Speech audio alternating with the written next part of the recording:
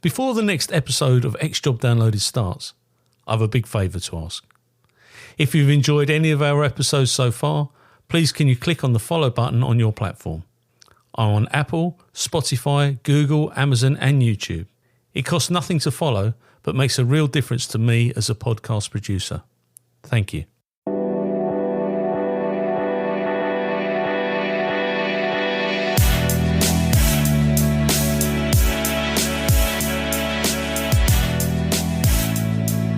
This interview is being tape recorded. My name is Paul Maleary and this is X Job Downloaded. And today we're going to interview, now don't get confused, Paul Mullaly. Paul is a former member of Essex Police and we've known each other for a long time. Welcome today, mate. It's a bit grim out there. It certainly is, Paul. But thanks for inviting me, mate. I've been looking forward to it. Yeah, no, it's interesting because I know a lot of the people that I've spoken to are mates and associates and whatever, but you don't have to learn a lot. You learn more doing this about, and this is, and I've used it a few times, this is the what did you do in the war, granddad scenario. So where did it all begin? Where are you from originally, Paul? Parents from the East End of London, from good old Canning Town. Mum and Dad, bless them, wanted to move down to Essex. As you know, most of the East End eventually moved there. So we moved down when we were sort of probably about 2 or 3 years of age. Moved down to Canvey Island. Canvey Island. The Rock. That's a different world over there. As soon as you cross that estuary. I think what happened is my parents were looking at the East End and there was an opportunity for East Enders to actually buy their first property. And obviously a lot of the East Enders jumped on the wagon. It was fantastic. You imagine moving down to the coast and I know there's also obviously lots of friendly banter about Canvey these days. But it's great community. Oh, yeah. And very tight-knit community. My mum, bless her, is still around and she loves it down here. Everyone looks after her. It's got a real community feel to it. And it is proper salt of the earth. I mean, it's a great place and they're very passionate about the area in which they live. Definitely. So you went to school around there? Went to Cornelius for Moyden, which was, I think it was quite a new school on Canvey, actually. So that was probably the 70s. Stayed on the Canvey, and then early 80s worked in London for London Transport in an administrative role. I think it was a clerical assistant. I think was the role, and then always interested in the police. Always been. I think that probably came about looking at watching the Sweeney with my dad. Yeah, no, I'm with you. And you're a big fella. You've got a presence about you, and I'm sure. I mean, I'm a typical Essex person. We were like the mushroom men, but you're and yeah, if you walked into a room, I'd say years ago, I'd have said, yeah, you're a copper. Although you've moved on from there. What was the inspiration to join, other than John Thor and Dennis Waterman? What was the actual inspiration to join? I just thought it was. I remember my dad was old school. He used to say to me, "Do you know what?" He said, "I bet that's a job that pays a good pension." Yeah, and the East Enders used to look at jobs for. I mean, my dad was self-employed. He was a carpenter, a very, very good carpenter at that. But they probably used to look at jobs where they wanted to see their kids a little bit thrive, if you like, do 20, 30 years in something, get recognised, get a good pension, which was going to support you and your family for years. And obviously at the time it was. Do you remember people used to go and work for banks, didn't they? Yeah, absolutely. It was banks, public sector, those type of opportunities really, and. But I've always been quite inquisitorial. Yes. So I think that's why I was always looking at the detective side of policing, really, and that was probably my real ambition from day one, really. What year did you actually join the police service? January 1984. Right, okay. So we were just starting the miners' strike? Yes, I was involved in that. Oh, weird. Did you? Oh, right, okay, we'll come on to that. And 1984 was a pivotal time for policing because of the miners' strikes. Yeah. Margaret Thatcher was right behind the old bill at that time. And basically, after the Edmund Davis stuff in 1979, those 5 years made a massive difference to policing and the way that people carried out their police work. You had your Brixton riots and all the other stuff. Yep. Where did you get posted to initially? Well, initially it was Rayleigh, which was part of the good old South End division, the H division. So that was my first posting. So on uniform at Rayleigh, that was I I stayed there for a period of time and then moved across to Leigh-on-Sea. Brilliant. But stayed in that area within the Southend division. So it was Gary Franklin and all that lot over there. Gary was a DS there, great guy. Smashing bloke. Yeah, very good. Yeah. And Andy Harvey. And obviously Southend always had that the borough. It was a borough force, wasn't it? Yes, yeah, it was. Sort of borough mentality. Yeah. Very, very tight-knit division to work in. Yeah. But CID were fantastic experience, great people to work for. I mean, obviously, people like Chris Nyland. Yeah. He was my first ever DS, fantastic. At Leigh. Detective at Leigh-on-Sea, yeah. Yeah. But actually, no, spin that back. I was actually at Southend CID was my first posting. So that was in about 1990, having done the CID course, obviously the national course at Preston. Spent all your money and went to Squires. Did you enjoy your time on uniform though? Used to be a bit frustrated with it, really, to be honest with you. It was I saw it more as a means to an end, really, because I think obviously if you was involved in if you was a good thief taker on uniform, you were recognised by the CID officers, and the time then you had an opportunity to go and work as an aide. That was obviously what I used to do. So if you was involved in did a couple of small cases and developed them into bigger cases, and the CID would say, "Listen, I've just had a word with your shift sergeant. Come and work upstairs with the techs." Yeah. And obviously, as you remember, we was talking about earlier on, you weren't far away from a pub, was you? Oh no, but you got paid. I mean, we got expenses if we went into a pub. We could put a claim form in to get expenses, but that's how you got your information. That's how you met the public. Absolutely. I used to walk into my office and I'd say to them, "Give us all your warrant cards." And they said, "Why is that then, Governor?" I said, "Because none of you have used them this week to arrest anybody. If the only thing you use your warrant card for is to go and get a tube, then give me your warrant cards and I'll get somebody else in to do it." Do you know what? The amount of intel that you get from a pub. I mean, if you walked into any pub now this afternoon and said to the licensee of the pub, "Who's a local police officer?" I wouldn't know. They would look at you like you was a Martian, wouldn't they? Oh, no. Nobody does pub checks now. I mean, we work for some local authorities and it's frustrating that the police do not engage with publicans anymore. Yeah. And I know we had a police car smashed up at the back of a pub in Braintree once whilst the guys were in there doing their inquiries. But you knew who the Herberts were. You knew who your drug dealers were. And it was a preventative measure within the community. Well, a good example at Southend, you'd come into the backyard and used to see a coach. So your first thing you'd do is phone the wife up and said, "I think it's going to be a long day. We got a coach from a South London coach here. There's 52 in the cells. It's going to be a long day." But in terms of the intel, you'd phone the licensee of the pub up, wouldn't you? Yeah. And say, "There was a big punch up last night. We've got 3 guys involved at least. Give us a clue. Give us a heads up."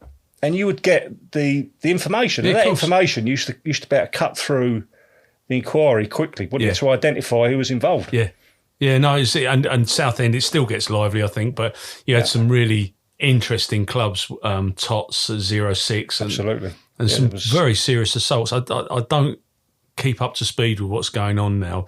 I assume they still have the same sort of issues, but it just seemed an older generation then that were getting involved in it all. Well, unfortunately, there used to be a lot of young ladies used to come down from, used to go to TOTS, used to meet a local guy. So there was obviously a lot of allegations in relation to, sexual assaults. That was always, that was quite prolific. And so most of your time used to be spent back in the East End or South London, sort of following up the inquiries. What a great life. Yeah. But it's all done from it. Do you know, the other day, someone phoned up here.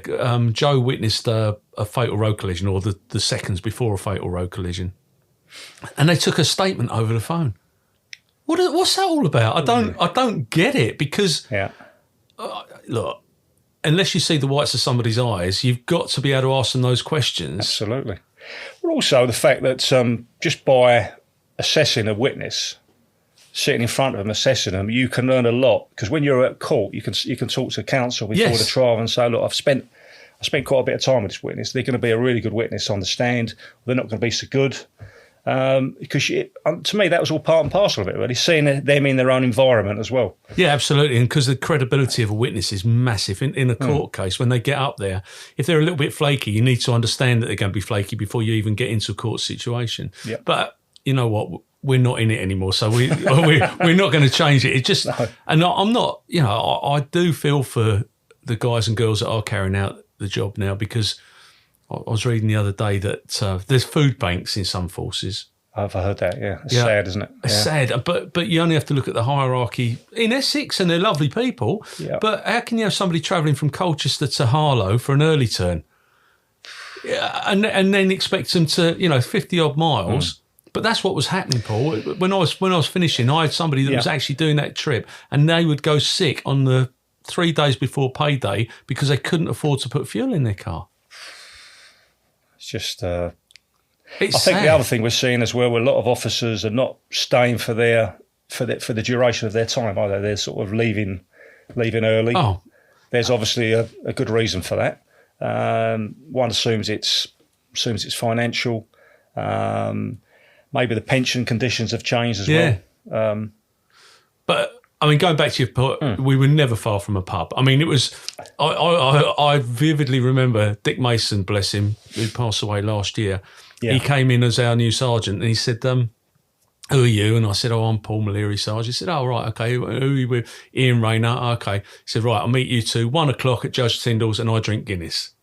and that was, and where's the DCI? And that was it. And we went out and we had a pint at lunchtime, and rightly or wrongly, and I know why it changed. I get it, and it's right that it changed because some people spent too much time there, but there was a balance to be had, and some people took the mickey, and then I think that some people that weren't invited to go out for a pint got the ump, and then all of a sudden they're the ones that make the effective changes around what we do. I think it changed when, right in saying uniform chief inspectors suddenly became line managers for CID. I think that happened at Southend. It did happen. That's what they tried to do, and then they implemented those changes, and then it's gone back to a DCI now, and it went back to a DCI. But so how long were you at Southend?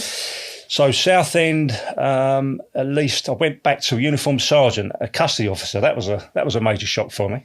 In Southend custody? Yeah, so they promoted me. I got my sergeant's exam in 91. Then Mick Benning, who was the chief superintendent, phoned me up. Big congratulations. Lovely, he said, "Paul, you're going to remain in the Southend division." So I thought that'd be handy. Perhaps I could be a DS at Southend. There was always the penance, wasn't there, of being a custody officer. So that was it. DC on the Friday, Monday in the block. And there's a lot of cells down in Southend. I tell you what, I could not believe the fact that, because I'm there custody, just trying to get used to the processing of prisoners. And I think it was I think they'd done a drugs raid that on that Friday at 1 o'clock in the morning. And there was a bus outside with 20 people to process. And all handwritten. That's when all handwritten. But that's when you rely on a good jailer, don't you? Oh yeah.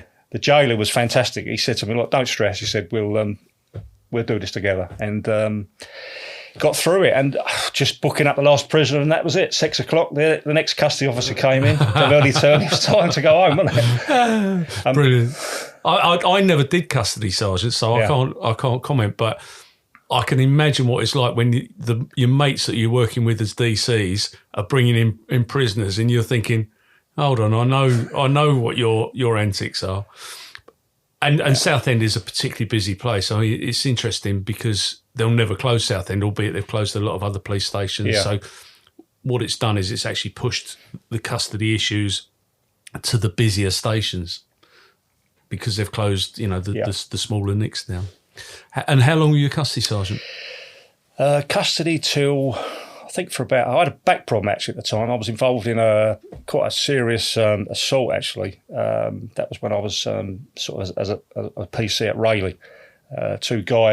Caught two guys trying to break into a car and drove the car at me. I ended up falling over, injuring myself. It really did freak me out for a good 6 months. So I had some back issues. I had back surgery in, I think it was about 92. I had some time off. And then picked up, when I was on CID, I picked up an inquiry that they allowed me to carry on as a PS. Oh, so I was okay. back on light duties. In fact, I worked with your brother. My little brother. He was working on a Chinese credit card fraud. Oh, I remember that one. Operation Daisy. Yeah, I remember that. Yeah, fantastic job. And your brother was, great help. He sends his regards. I said I've seen you today.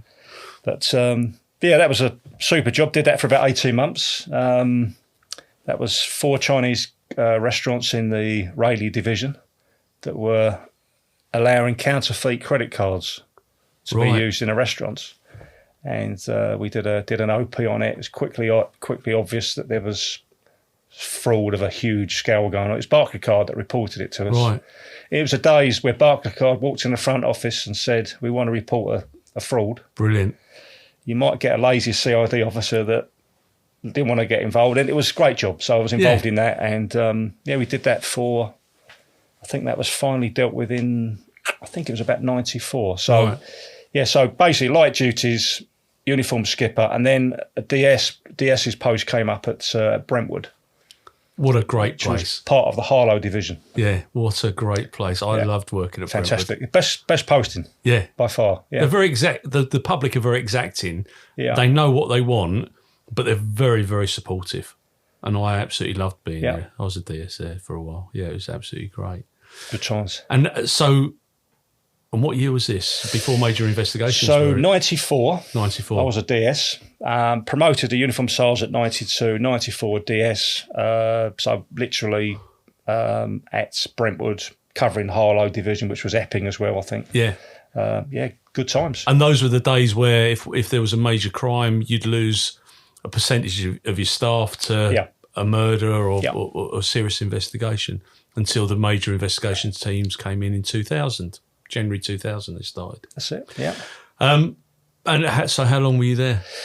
I was there till I sort of was taken off for a few major investigations, like the Apache investigation. That was in 96. And I was involved in the, I don't know if you remember the railway rapist. Yeah. Where there was a rapist that unfortunately there was a gap between 8 years. So he committed an offence in Brentwood in 1992. There was no further offences, and then there was another. I think there was an offence where there was a link to a DNA in South Bermondsey. Right. British BTP called us up and said, "We've just got a link to your Brentwood offence." So we worked on that for about, I think it was just over a year with the BTP. Did a joint Holmes inquiry and got the man for it as well. And got him locked up. Locked up. That's good. Yep. There's a lot of satisfaction in those sorts of jobs. On the Apache, I was on the other end of that, of course, because it were people in my office that were up to no good. But working on an internal investigation with people that you knew or indirectly knew at the other, because I mean you're not professional standards, no. Sure. Yeah. I think they take it. They take great heart in some of it, but it was an interesting inquiry, and as that's unfolded, it's become even more interesting. But it was connected to the Essex boy murders. Mm-hmm. What was that like working in that environment? I've got to say, it wasn't the best day's work. To actually, I mean, obviously, I think Dave Bright was the superintendent. He was insistent of picking his team. It's just a difficult inquiry. Yeah, dealing with police officers. Some officers had clearly breached disciplinary. I'm a little bit old school. Would like to think, do you know what? They deserve a little bit of a... There for the grace of God. Absolutely. And, there was some out-and-out corruption. Oh, there was, absolutely. Which deserved the punishment. I just don't think tactically the falls dealt with it in the right way. No. There probably should have been, I think we've said earlier on, there should have been disciplinary hearings before court cases. Yeah.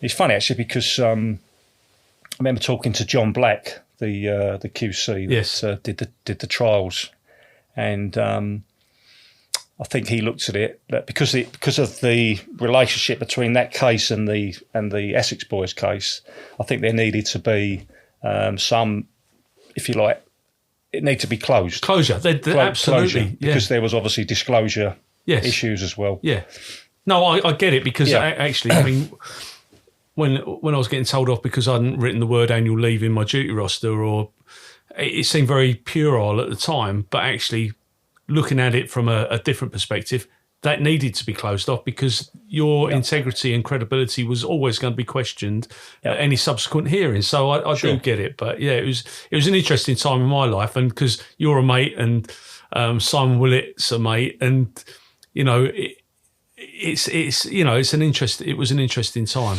Nearly 30 years ago now, though, Paul.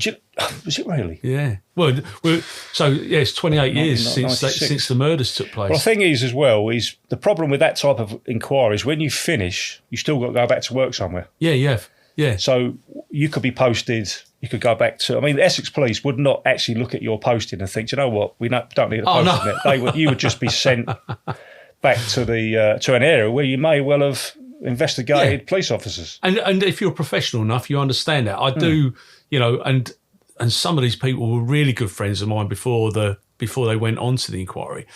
But some people took great delight in causing misery, walking into Braintree Police Station as it was at the time. Yeah. And I'd worked with the likes of Graham Ball. He's a really good friend of mine because he was part of the. Yes. He was posted into it effectively. So. Yeah, he told me off once because I hadn't done a typical CID, hadn't done the mileage book in the uniform car that he was driving around. But yeah, it was an interesting time. So you've done your major crimes as a DS, been drafted in, and some of those were very protracted, weren't they? Certainly was, yeah. Where did you go from Brentwood? I went to Harlow, did some axing, and then it was at the time when the major investigation side was. Wasn't a review done on major investigation Essex, because obviously people were being, if you like, gobbled up, weren't they, to go and work the abstractions were huge on cases all over the Essex. And to be fair, if you're working in the Harlow division, my DCI was Wim Bernard, and he used to, quite rightly, he'd think, hang on a minute, I just had a phone call from a superintendent asking for Paul Mullally to go and work on an inquiry for the next 3 months. Well, that 3 months is going to be 6 months. Yes. Then it's going to be a year. Yeah. And obviously, with previous work I've done, and it caused quite a lot of bad feeling. So, the concepts of major investigations, a dedicated team, did make a lot of sense. Oh yeah, it did. It professionalised the way that they carried out murder investigations. So that was. So I started off at headquarters actually. Oh, did you? With Nick Stoneman. Oh, right. So Nick, we were sort of doing.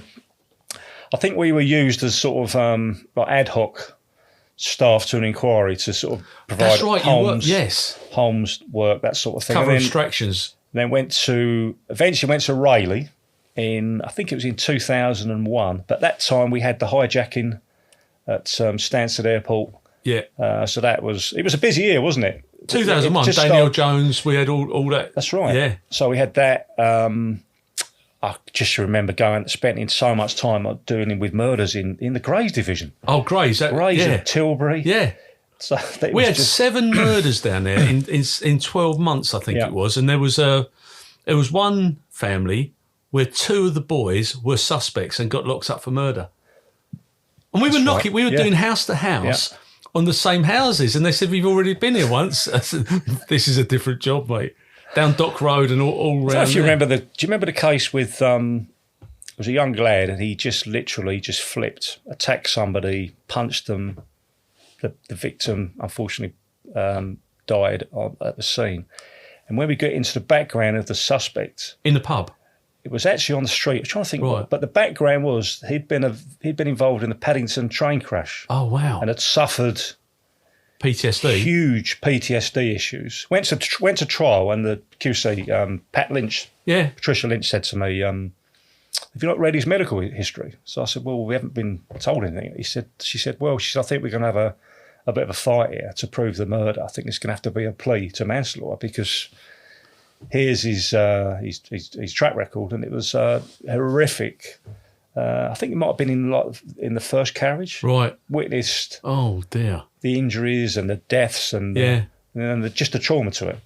Yeah, I'm not saying it's an excuse for what he did, but you can understand. Yeah. You can understand it. I mean, I worked on some very interesting murders down in all over Essex, but Grays was particularly interesting with some of them down there. There was one where the kid had I think it was a sword, and the father went in to grab hold of his son, and he stepped to one side because the boy was going to stab the doorman. Doorman steps one side, and he does his dad. Remember that? Yeah, I mean, it was horrendous. You know the quick story on that one? Go on. That young lad, where obviously his father was stabbed. His father was taken to an A&E, and it was either in Basildon or Kent, and the daughter of his daughter was actually working in A&E. Oh no! Oh, horrendous. I still remember that. Yeah, horrendous. You imagine she's working just on shift, didn't get a message, and was literally just dealing with get the call, dealing with the trauma of the injuries, and there was Dad. Do any of the jobs sit with you? I mean, I can still remember all the post-mortems and all the jobs that I went to, but do they actually sit with you as I can't say they're a good memory, but they're not one, they don't sit there and don't cause me a huge amounts of stress? Do you know, I always remember is dealing with agonies. Yeah. Do you still? I can still remember my first agony. Yeah, I can. And that one will always. And it was. I always remember sitting with a Tudor constable, and he said to me, "Paul, you're going to have to deliver this." And you're sitting here. It was at Sainsbury's. I always remember it was Sainsbury's car park at Rayleigh, and there's all these cars, and we saw the ladies. So basically, what happened is the guy was about 55 years of age, playing golf, collapsed on a golf course. Died of a cardiac arrest. So we just got information. Can you convey, Mr. Smith has passed away. His wife's, they've just been to the house. The wife is shopping in Sainsbury's. That's her car. And I can still remember sitting in the car park, looking at her car, seeing all these ladies with trolleys, thinking, we're just going to tell you something that's going to change your life. Yeah. And there are things like that they do. You think about, Yeah, I do. My first one was a guy had gone diving. He was in a harbour. I think he was in Portsmouth, down in the harbour, and they were diving just off the coast or whatever. And he'd had a heart attack, and I had to go and tell his son in Braintree. And I was a young, wet behind the ears, Sure, yeah. Delivering bad news was because I hadn't answered. I didn't phone a girlfriend up for 3 weeks because I didn't want to tell her I wasn't going to see her anymore. But to do that is pretty hard. And I remember being probably the worst one was delivering an agony on Christmas Eve to a family where we found the mother, and I was in charge of the investigation. I was a temporary DCI on a missing person, and we'd found the body in the back of a car, and we'd missed it. As part of the search, they'd missed it in the search parameters, and she'd been dead in there for a week. And, going around and telling the family that we found her body on Christmas Eve, that was pretty grim. But they don't give me nightmares. That's the point I'm making. No, I suppose you become a little bit, you become blasé to it, to a certain extent. Yeah, I don't know. Is it the black humour that keeps us? But I think that's our generation. That's generational as well. Yeah, because our humour is probably far different, far out of kilter compared to the modern police, and that's what kept us going. So you've got a policing family, haven't you? Yes. So that humour is well served. I mean, my kids have never been anything involved in the police, and I find even today. My humour, I struggle. Yeah. I do struggle with my nearest and dearest, They must look at me and think, Well, saying something inappropriate to gain effect is what I do. I might say something that's totally outrageous, but you know that it will gain effect with whoever's listening, who the audience are. But I suppose, is it right, is it wrong? I just think it's about characters and character building. And I think some of that is you went off to Ashford Police Training School. Yeah. So did I. It's all done in-house. I was reading an article yesterday where a parent had phoned up the police station and said, look, my son's a probationer. It's his birthday. He's not going to be doing nights tonight. It's like, where did that come from? How have we got to this situation? And it's because there's nobody putting their foot down and saying, no, enough's enough. That's enough. Like you say, your life in the police is slightly different to mine because mine are we're all police centric. Although that's changing. My kids have got no desire to join the police. Not in this country. So what happens next with Paul?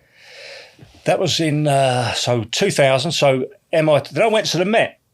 An opportunity that came up at the Barking team. I just never. Oh yes, you did. Yeah, that was that came up, and I think Terry Garrity was the DCI, and they'd started to get a few Essex officers going across. And I looked at it and thought, you know what? I've always been interested in that. I know it's a huge force, and you're one of a of a big number. So that was in 2003. Did a short time there. Actually, did a short time there, and I'll explain why.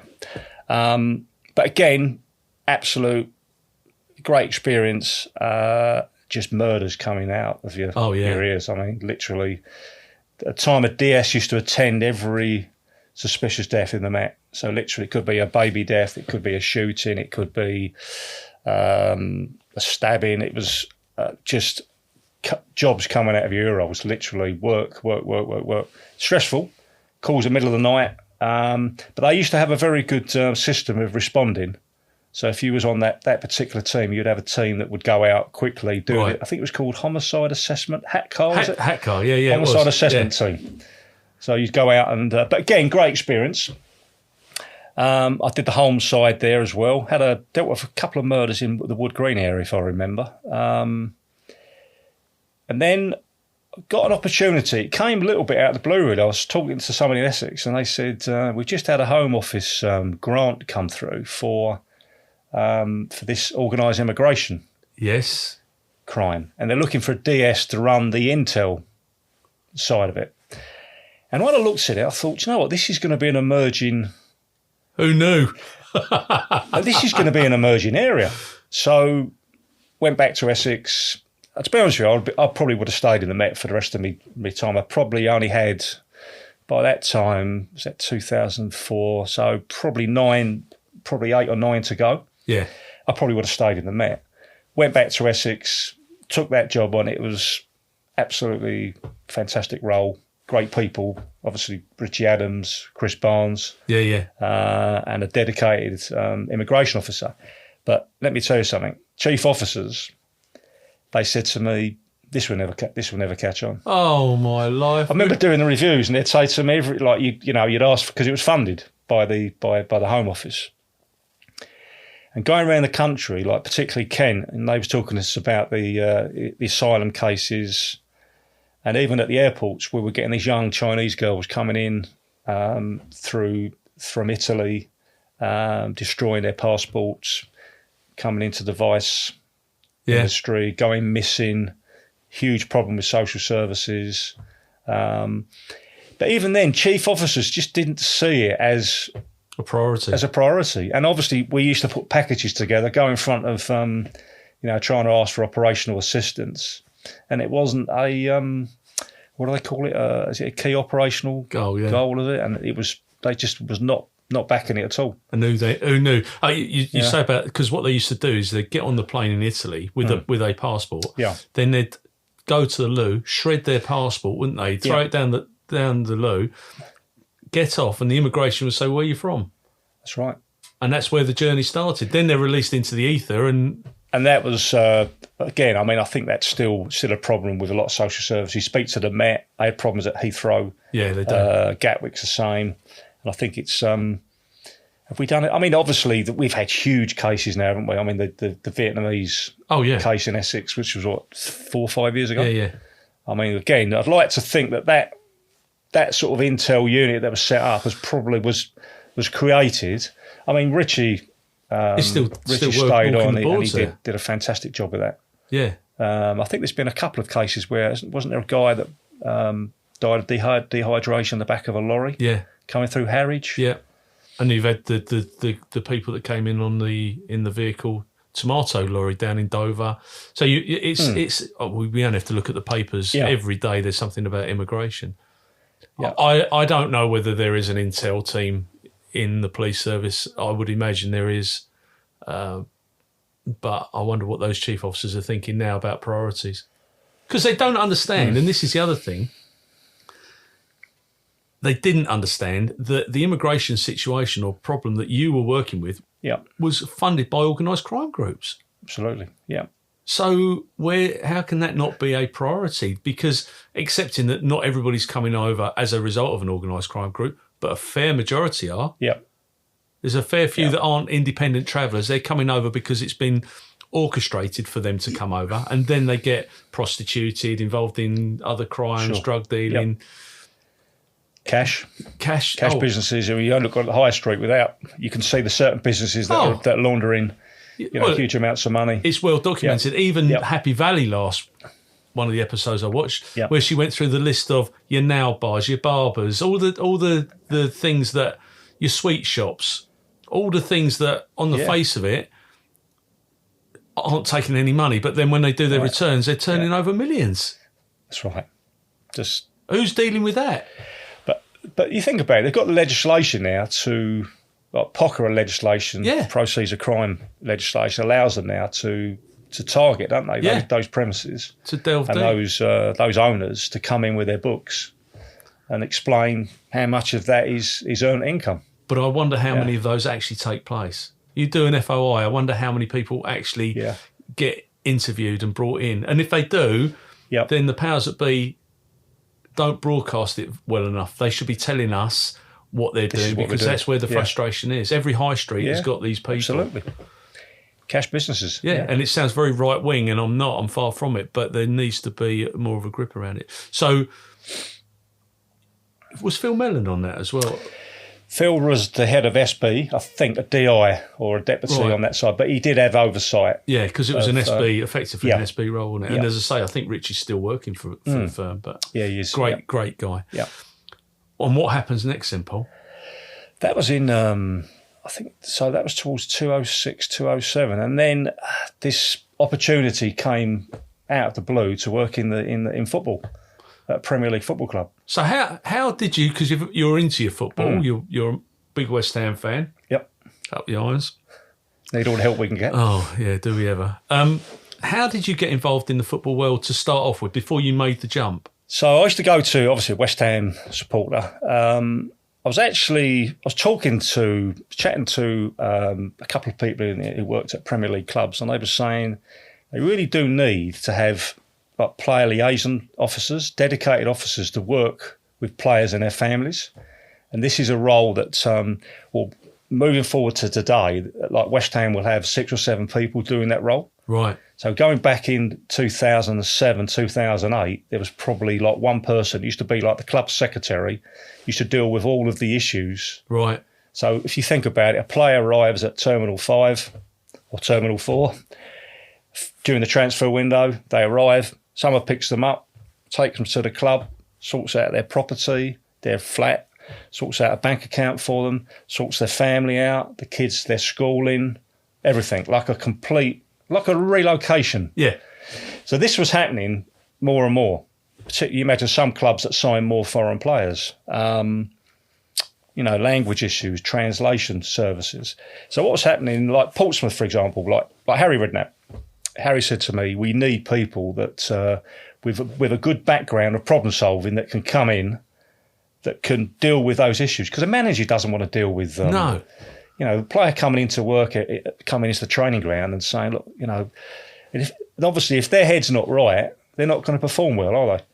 No, they're not. And players have evolved because they've gone from getting the local tube into Upton Park, as it was, your Bobby Moores and Trevor Brookings and so using public transport to get into almost, their celebrity status is overwhelming, and they need Paul Mullally's to prevent the public from intruding in their personal life and prevent them from harming themselves because of their gross stupidity. Well, literally, they would just turn up. Like, what would happen is the agent would do the deal overseas, and then the player would turn up, and most of them obviously speak, their English is quite good. But you're there really to deal with everything on the ground. And it was a 7 days a week. I mean, if you love football, but the issues were coming in thick and fast, as you can imagine. But if you like football and you like work, then it's great. I mean, like, no disrespect, the Portsmouth Football Club, it was a club that, although successful quickly, the infrastructure hadn't been built. No. So like the training facilities, the training ground facilities weren't really up to standard. So all these positions, like player liaison, they hadn't really thought about before. So it was a real baptism of fire. And how long had you served in the police when you made that jump? 24 because years. 25 years is the magic. Yeah, that's right. A lot of people come up to me and said, you know, that's a real risk. Yeah. I mean, people would come up to you and just, you know, because obviously people are institutionalised, aren't they? Police officers massively. Are massively institutionalised, and they'd come up to you. They're worried for you, thinking, "Oh, you're giving up your pension, or you do it." And you know, I looked at it all, and I think sometimes in life opportunities don't come along. No, they don't. Often, and I'm one of those who thought, "Oh my God, Paul, you go," you know, because obviously 25 years is the magic number. But you've got no regrets about absolutely none at all. No. Because it's led on to other, you know, I think other things really that, and I look at, obviously I read a lot of your posts and you can see people that have coming up towards the end of that magic 30 years that still don't really know what they're doing. The uncertainty. Yeah. And the thing for me, Paul, if you've got it up here and you can you're a communicator, you can go and cut grass and earn £20 an hour. You know, if you're fiscally driven and you've got to make some money. Yeah. I also get it that people want to retire and go and work for the police. I get that because it's carved into us. That's how we are. But you've gone to Portsmouth. Why do you think that Portsmouth were successful at that time? The manager. The great Harry Redknapp. Do you know what? People want to play for a manager. So when you read managers coming into a club, they're a magnet, aren't they? Oh, yeah. And Harry would obviously be very persuasive to players as well about joining the club, because obviously what would happen is the agent would talk to the manager or the chief exec. And it's how you sell the club, isn't it? Yeah, absolutely. And it was a difficult club to sell, really, because, I mean, Sol Campbell joined Portsmouth. A lot of people forget that. And he came down. You imagine he'd been playing for Arsenal or Spurs and Arsenal. Yeah. And he turned up at our training ground, and they must have looked at it and thought, is this for me? But Harry sold the club to him. And we had people like Sylvain Distin, Glenn Johnson. Glenn, obviously an ex-Chelsea, West Ham player. We had a guy from Arsenal, Diarra. Yeah. Fantastic player. David James, Linvoy Primus. I mean, it was a top side. And were they good people to work with? Very, very good people. Because what would happen is it would help my job, because if you get a young player came in that struggling a little bit to settle, the older players, particularly if they've lived in the community, would be a great help. You know, they'd say to them, look, go to that school. You know, if your kids are, you know, there's a good play group for your kids.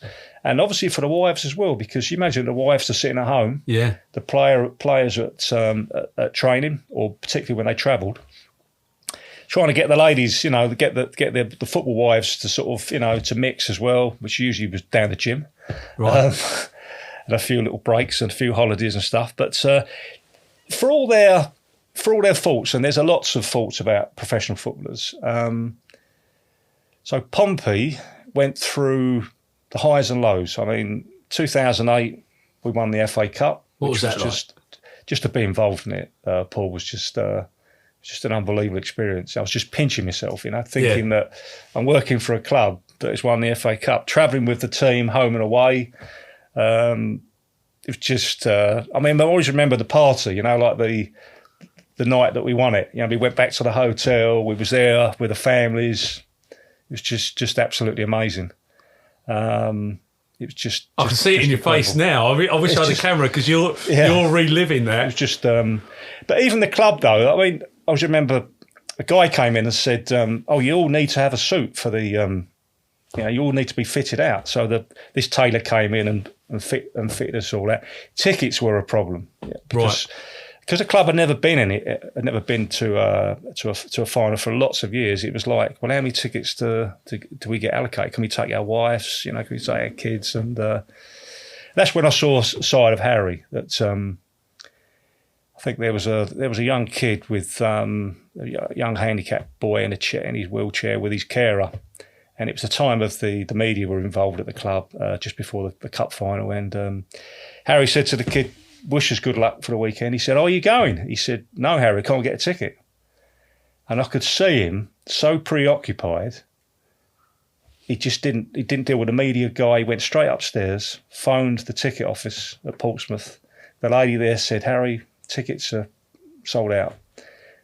He was a little bit short with her on the phone. He said, "You need to sort 2 tickets." Anyway, he phoned Club Wembley, got tickets for the carer and the boy. Went downstairs, gave it to him. Do you know what? Just to see that young lad's face, he's a proper bloke. I mean? He's brilliant. Stuff he does for charity as well. Yeah. The leukemia busters, I think, stuff like that. Him and Sandra, his wife, they're fantastic. He's very active on the old social media side nowadays. Yes, he is. He is. I mean, he still does the after dinner, and he's a great after dinner speaker as well. And I mean, you see people like him and Sam Allardyce. They're older school, still great stories, of course. Yeah. So going back, 2008 Cup final, won the FA Cup. Then we did some travelling in Europe. We qualified for and one amazing night was AC Milan came down to Fratton Park, which was just incredible. Unbelievable. Ronaldinho, Kaká, all these top players, and you could see them walking in, superstars, walking into Fratton Park. Thinking, what have we done here? You know. But great story about that. The kit man phoned me up 5 o'clock in the afternoon, 5 o'clock in the evening. He said, "Paul," he said, "I've got all these players here." He said, "Can you go into Sports and Soccer and buy a load of shirts? AC Milan shirts?" No. I took him in, and there he was. There were the players signing the shirts. It was Kaká. I think it was Ronaldinho, Kaká. I'd have to look back and see who played, but it was a full team. It was a great night, and it was a 2-2. I think it was that night. Fratton Park was absolutely.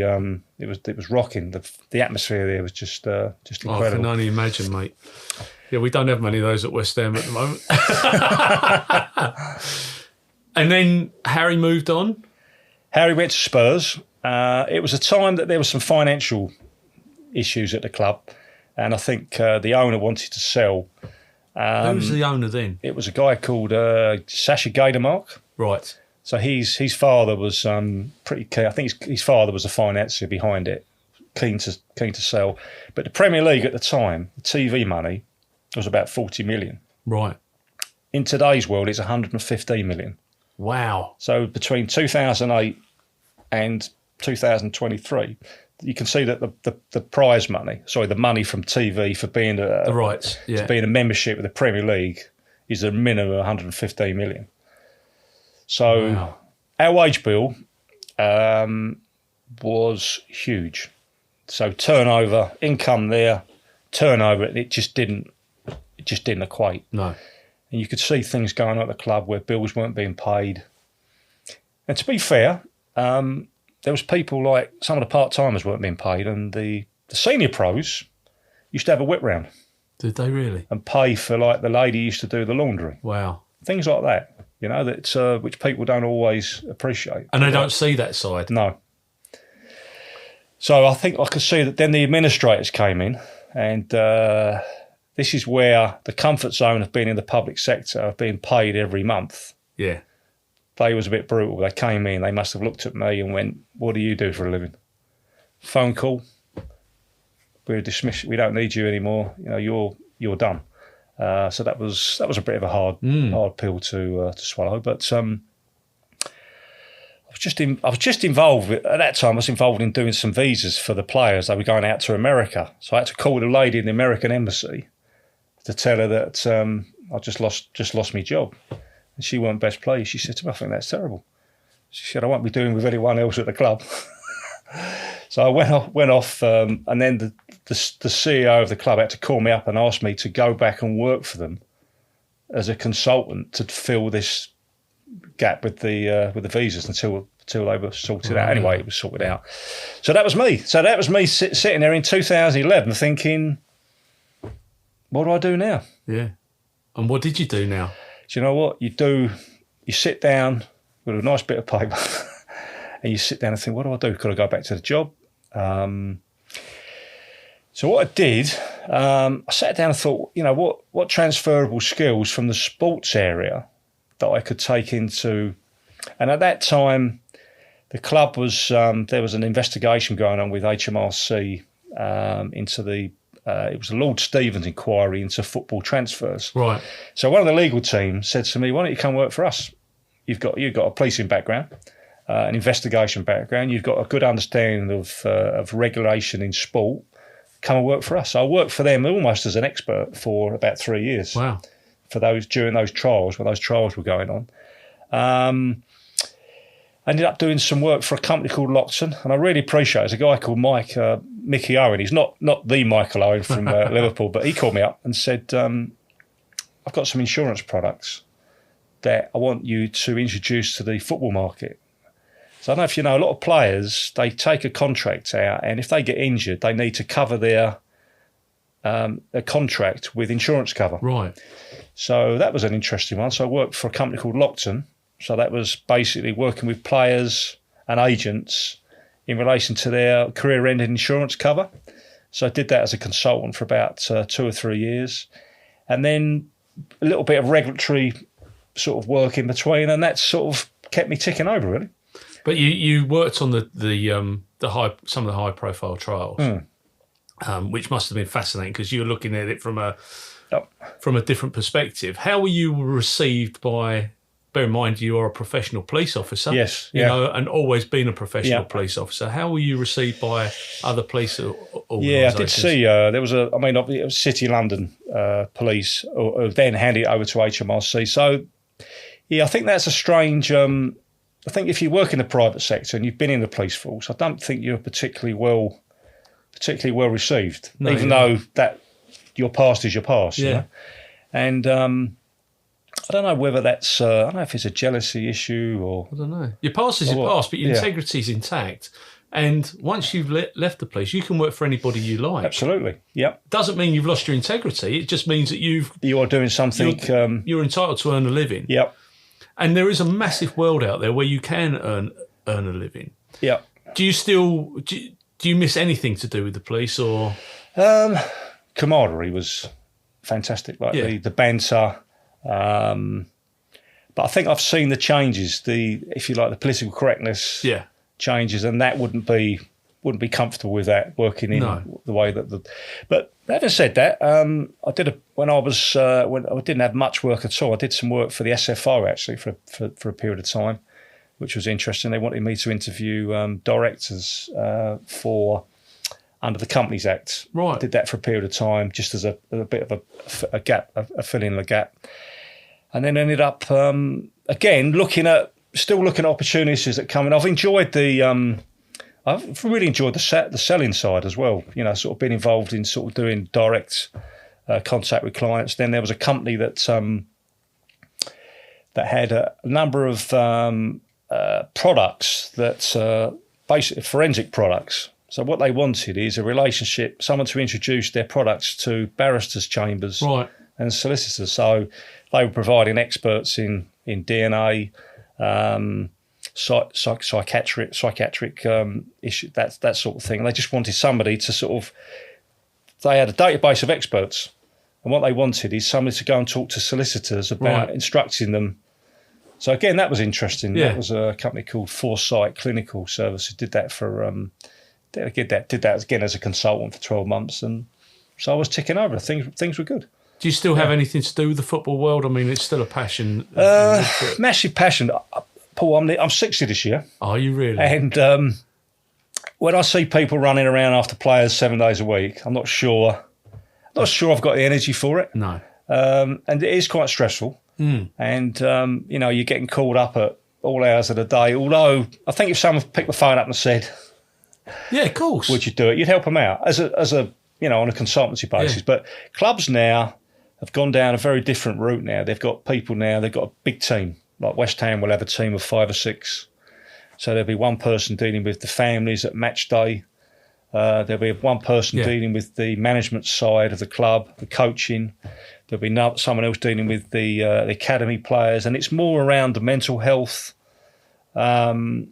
support for players. Because I think of the young players now that get the club towards the end of the season, call them in and say, look, your contract's up. Sorry, you're going to have to find another club. So there's often that. I think a lot of clubs are recognising now that there's a big support for players that that need your support. Yeah, absolutely. They're leaving. If their agent is not interested in them any further, and they want to get another club, so they're recognising it. I think they're putting quite a lot of resources into it now as well. But what they haven't got? They haven't got you. They haven't got that. So as a police officer, you've got the decision making, you've got the customer focus, you've got the understanding. That is a skill that's acquired over time in the police. Yes, there are people that naturally do it in the police and when they join, but you've acquired all those skills. So, and I'm sure there are, at West Ham, Arsenal, Liverpool. Yeah. But to have that level, thinking clearly under pressure, head is which we've got. Yeah, it's usually the 3 o'clock in the morning call, isn't it? Yeah, it is. Absolutely. This has happened. Yeah. It's usually someone at the board level wants a bit of advice. So it's crisis management. Yeah. Yeah, you're right. We forget the areas of the skills, I suppose, don't they? The skill set that we've got. Yeah, absolutely. And do you keep in touch with any of your former footballers? And I do. I still speak to Harry. Still keep in touch with some of the ex-players as well. Most of them have gone on to management side now as well, coaching. You bump into people from time to time, and I love going to games. I still go to a game, and you still would like to get involved.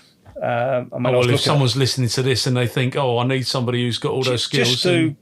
If you look at, I was looking at Southend United at the weekend. I go to their games, and they're unfortunately they're going through a real debt issues at the moment. With I think there's an HMRC investigation going on there as well, and tax is late. Players are being paid late, and that's similar issues to what we had at Portsmouth. So, if the you never say no. No, exactly. And we're young enough to get on with it. We just don't want the long hours anymore, though, do we? That's the difference. Yeah. So, of course, now you're teaching. You're teaching kids at golf schools. What's that all about?